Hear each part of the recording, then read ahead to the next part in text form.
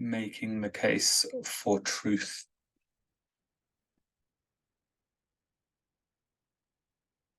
My aim in this presentation is to present an argument for truth, and the principal resource which I will use to develop this argument is a book called From Athens to Jerusalem, The Love of Wisdom and the Love of God by Stephen R.L. Clarke, which is based upon his Gifford lectures given at the University of Glasgow in the early 1980s. My aim is to present this argument for truth because I think that truth is important, and I think that truth is a reality to which the human mind is responsive, and it is therefore worthwhile to make a case for it and present an argument in defense of it. He who shall teach the child to doubt, the rotting grave shall ne'er get out, said William Blake. And Wordsworth, demanding formal proof and seeking it in everything, I lost all feeling of conviction and, wearied out with contrarieties, yielded up moral questions in despair. So Clarke enters upon a discussion of doubt and the existential implications that philosophical doubt can have for the soul. As Blake puts it, who teaches the child to doubt, the rotting grave shall ne'er get out. There is a kind of despair, and, well, despair is the word, into which one can fall as a result of continued doubt and the realization that whatever can be asserted can also be questioned.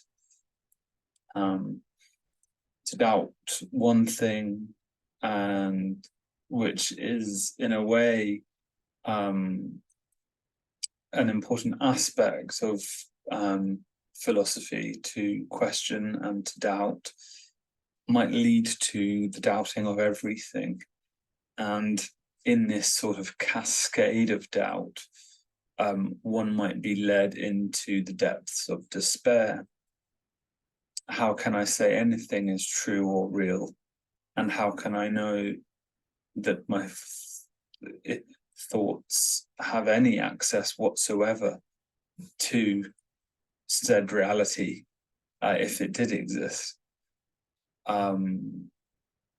This might lead us into a kind of solipsism, a belief that other minds do not exist, and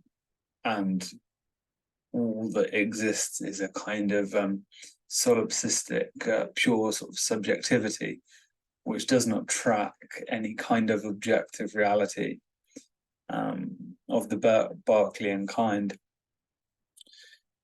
So there's a problem here Clarke is identifying. It's the problem of philosophical doubt, and it's the problem of the despair into which one might be led by it.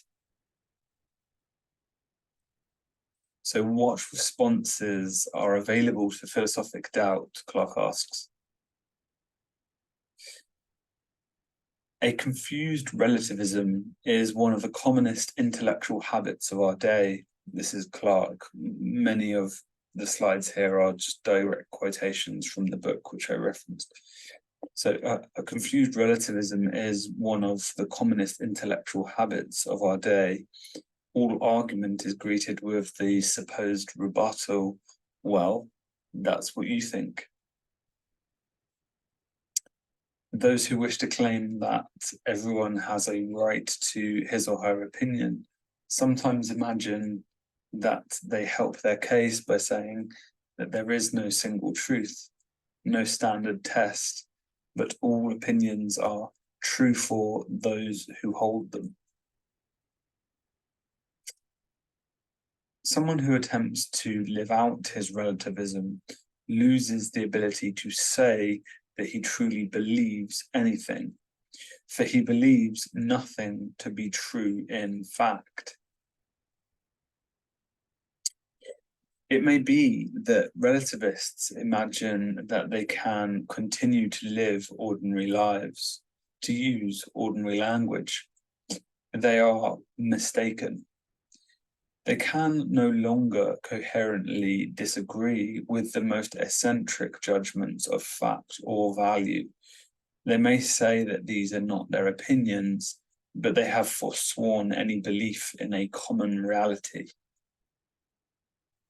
All the links that bind our speech together are resolved into matters of personal opinion, but in that case, it becomes impossible to know what anyone means by the words they utter.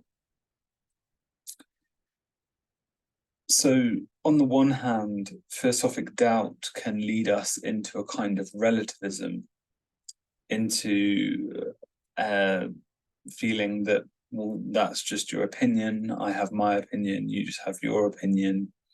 There is no real way in which, there is no real sort of ground or truth which might mean that one opinion represents a kind of knowledge or corresponds in some way to the truth, and that the other doesn't. You have your opinion, I have mine. This confused relativism of which Clarke is speaking. The problem with such a relativism is that it begins to render language itself unintelligible.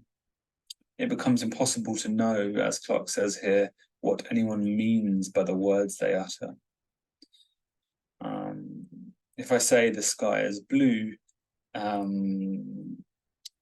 if this is just an opinion, and you have your opinion that the sky is yellow, I guess the sky can be yellow. I don't know, green. Your opinion is the sky is green. These are just opinions. There's no real truth content. Nothing is being said about the nature of reality, of the nature of a common reality, a common intelligible reality, beyond my words, and they are just opinion, really.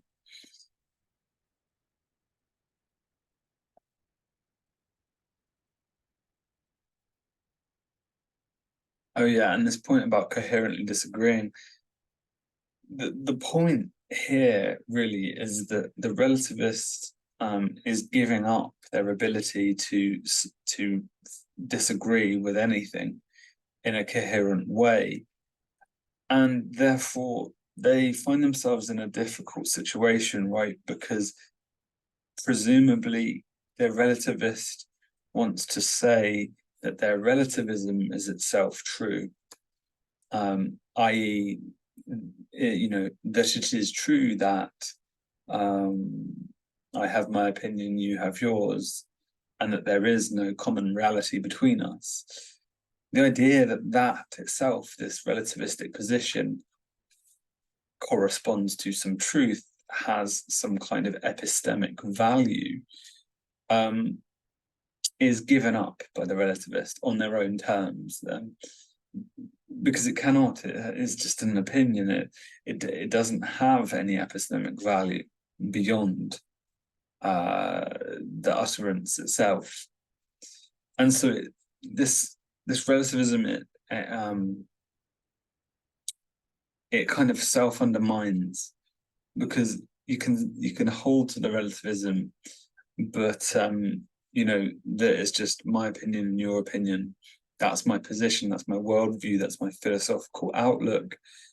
But, you know, I have given up any epistemic foundations for that view. Like, there is no reason that I can give you to hold my view or to share my view, because the opposite could, or it couldn't be true, because I've given up that on my own terms. But that other opinion, I suppose, is on equal terms with it, or something like this. There is no basis upon which I can really guarantee or justify, I suppose, my relativistic outlook, which is a philosophical outlook I'm holding as a relativist. So that's a big problem. I mean, like, just to explore that thought a bit more, like, if the relativist is entirely self-consistent, I think the point that Clarke is saying is that language itself becomes meaningless. You know, it's impossible to know what anyone means by the words they utter. It's like, you know, if I'm saying that my relativistic outlook isn't true and it doesn't matter, there is no such thing as truth. It could not be true or untrue. Then it's like, what am I even saying? You know, why speak at all? You know, what does discourse and dialogue become at that point? It becomes really meaningless, confused, chaotic, and frankly unintelligible, I suppose would be the best word to use. There is no underlying meaning to our utterances if relativism is true. So not only do I undermine any epistemic value to my own worldview, but if it's true, I render language itself, the exchange of ideas, the exchange of thoughts, entirely meaningless, entirely confused and without basis, without order, without any principle, any sort of principle to order to it.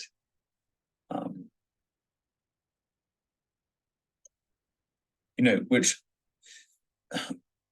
would lead me to abandon, if I'm consistent with my relativism, to abandon any intellectual enterprise at all, any intellectual effort whatsoever, any scientific or scholarly effort would be futile and absurd on such a view.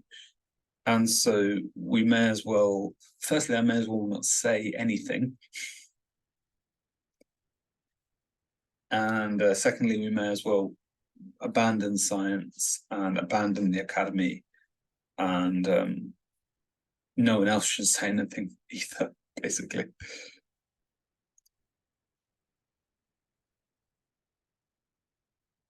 So Clarke continues, surrounded by depressive skeptics, half-baked relativists, indifferentists, and voluntarists, what are poor philosophers to do?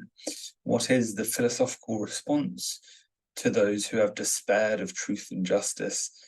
This list of depressive skeptics, etc., that Clarke says here, represent the various sort of outcomes of the problem of philosophic doubt, which we explored at the beginning. I really highly recommend reading the book. This is my attempt at a summary of an important argument contained in the book. But anyway, so the depressives thing is like, Clarke's point there is that to really succumb to philosophic doubt is a kind of existential position one finds oneself in.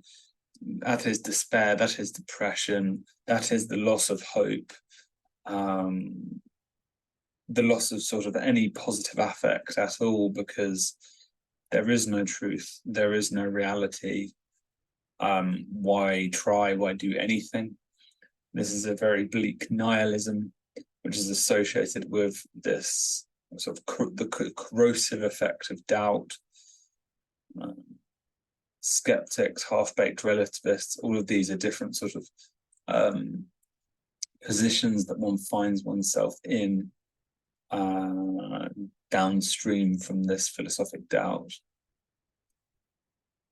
So what philosophical responses are available to those who have so despaired of truth and justice?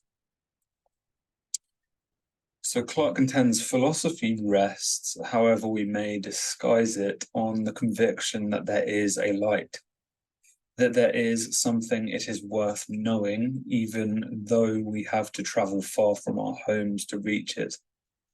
Without that faith, it would seem better to stick with our comfortable shadows, to use such instruments of propaganda and medicine as will keep us without questions. I suppose the film The Matrix comes to mind here. The comfortable shadows of the Matrix, the realm of appearances pulled over our eyes, which one character, I think his name is Cypher, sort of wants to embrace these comfortable shadows, the propaganda of the Matrix, where by contrast, Neo has woken up to the truth and is really pursuing the truth.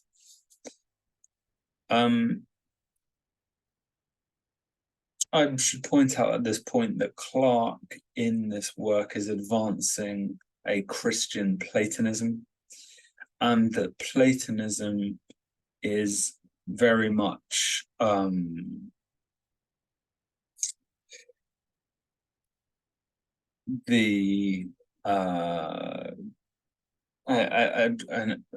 driving force in this argument, you see, because, you know, there's a very strong case to be made that philosophy itself as a discipline is synonymous with Platonism, because the contention of Plato is that there is an intelligible order, an intelligible realm underlying the sensible realm or the realm of appearances. Platonism in this sense fuses a Parmenidean account of being as a changeless ontological foundation with a Heraclitean notion of becoming and flux. So Plato sort of classically offers a synthesis of Parmenidean ontology and the metaphysics of Heraclitus, saying that the world is flux and becoming, the world of shadows is flux and becoming, but that this world of flux and becoming participates in, perhaps to a greater or a lesser degree, being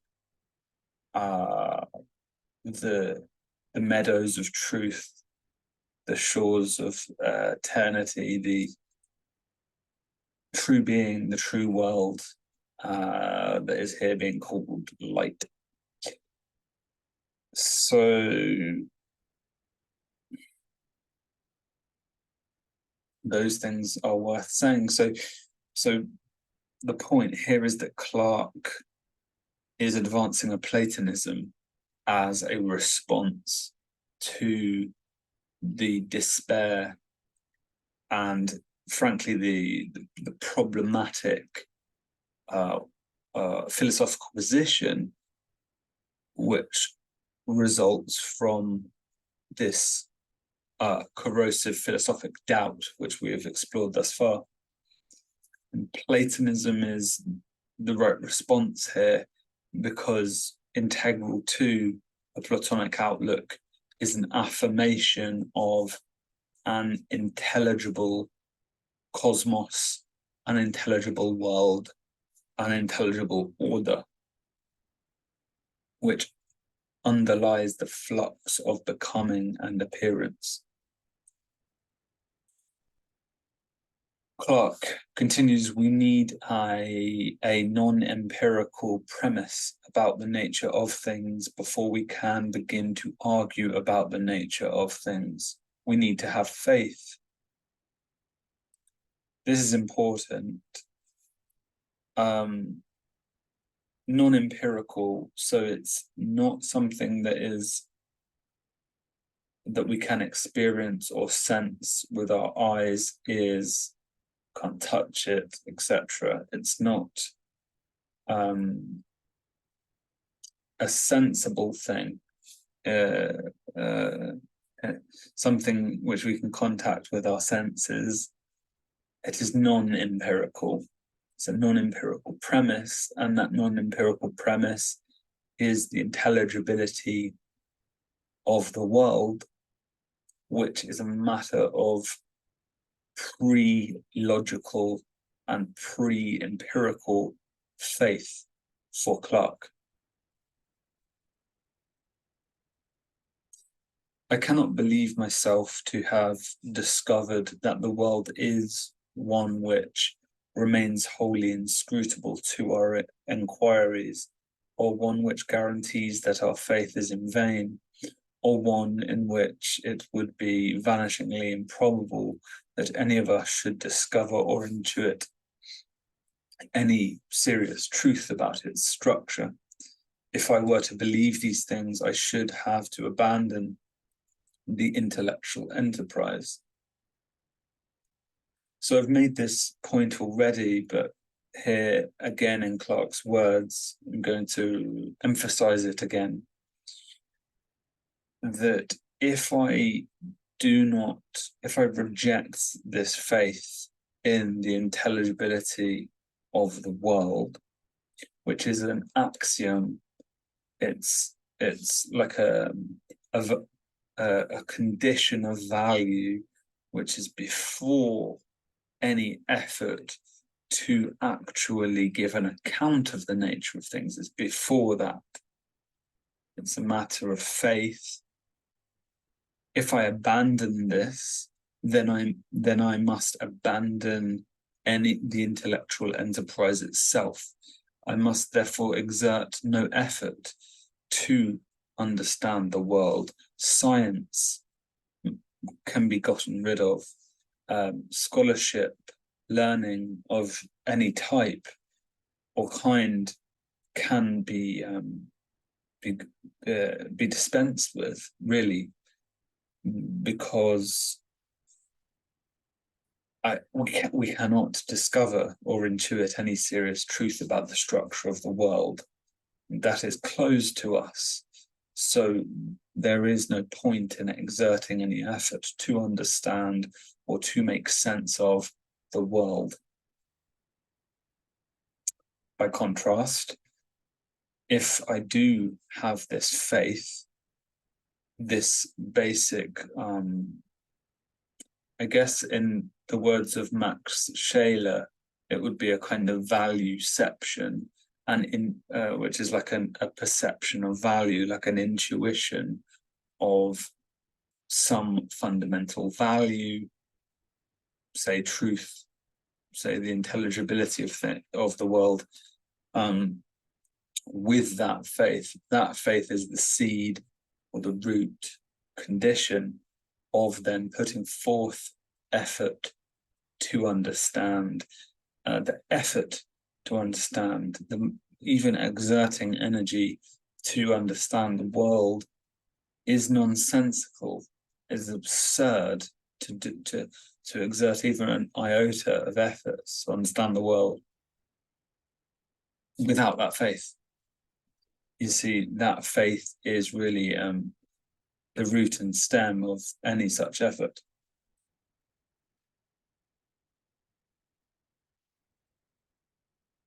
And so, drawing on John's Gospel, Clarke concludes his chapter on this topic, or his speech on this topic. The word that was with God in the beginning, this is John's gospel, in the beginning was the word, the Logos, is the Logos, the pattern by which all things were made, that is the same light that lights every man. To have faith in the possibilities of human science and scholarship, it is necessary to think that there is such a Logos, such a pattern that is presented also to the human soul. That pattern, unlike the details of our universe, is not an arbitrary one. It is, in the language of theology, begotten, not made.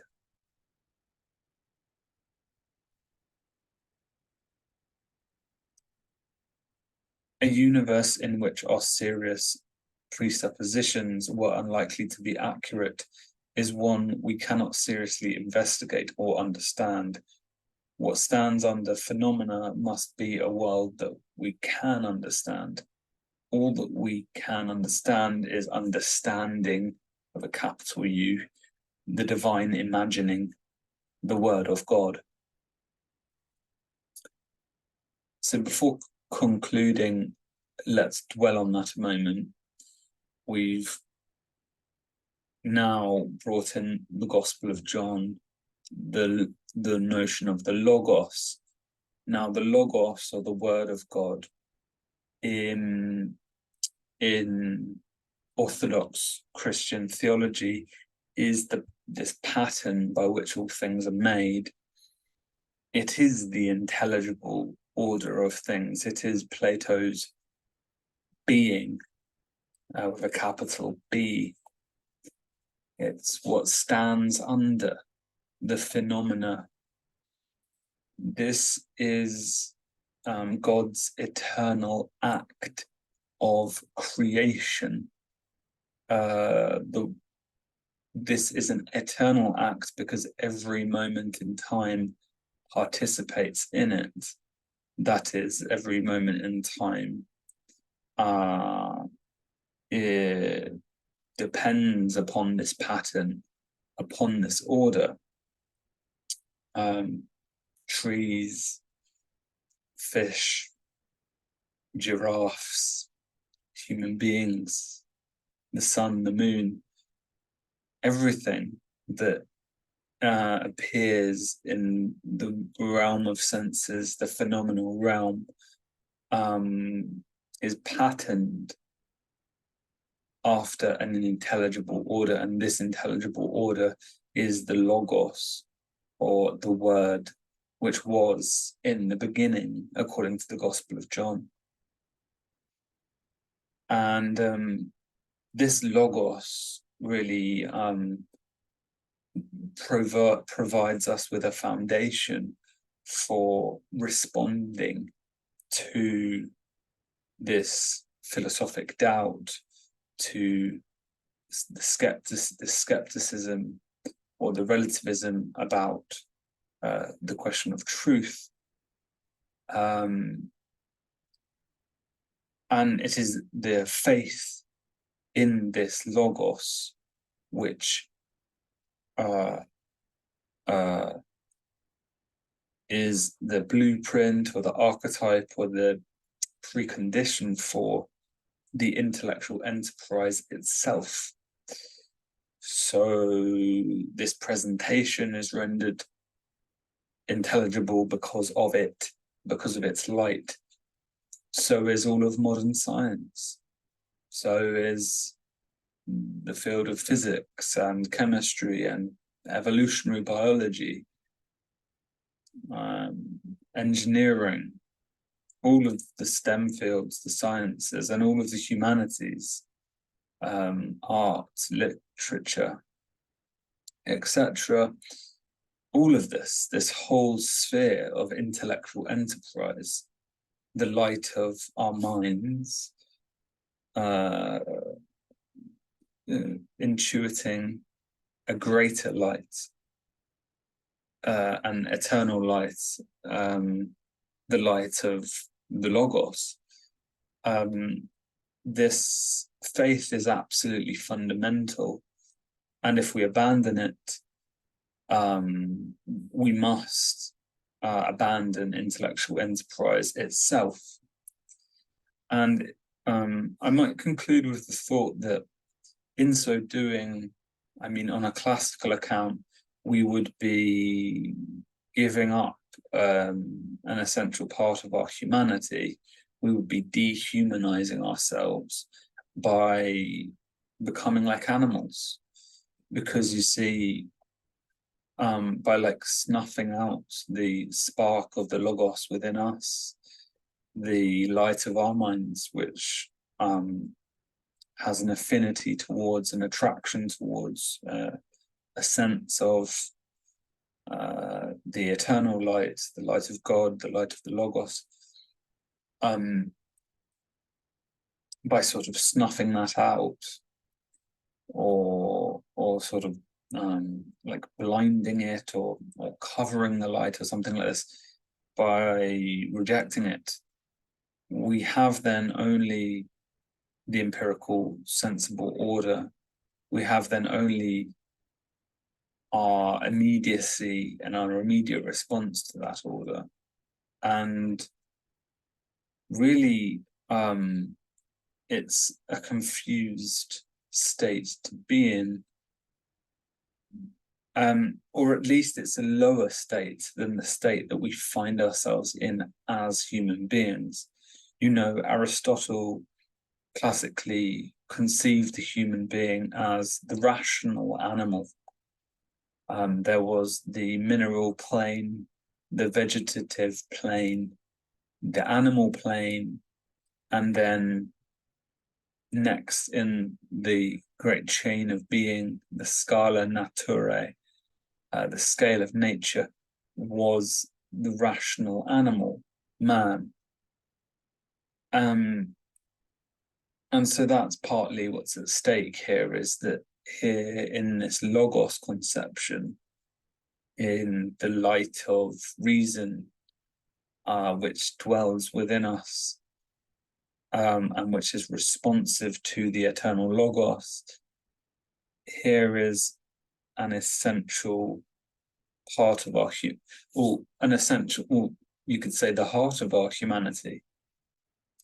Classically, this has been understood in Christian Orthodoxy as the Imago Dei. When we were created in the image of God, we were created in the image of the Logos. And so this is a stamp, a divine stamp in the human being. So there is something of, in denying that and rejecting that, it constitutes what C.S. Lewis called the abolition of man. We deny something very fundamental about our humanity in ridding ourselves, or attempting to at least, of this notion of truth and the human soul's responsiveness to it. Anyway, I shall conclude there. Thank you for listening. I thought this was an important topic, and hopefully I've done justice to Clarke's work and Clarke's argument. I highly recommend reading the work based on his Gifford lectures, From Athens to Jerusalem. I welcome any comments and criticism in the comments section below the video. If you liked this video, please do give it a like.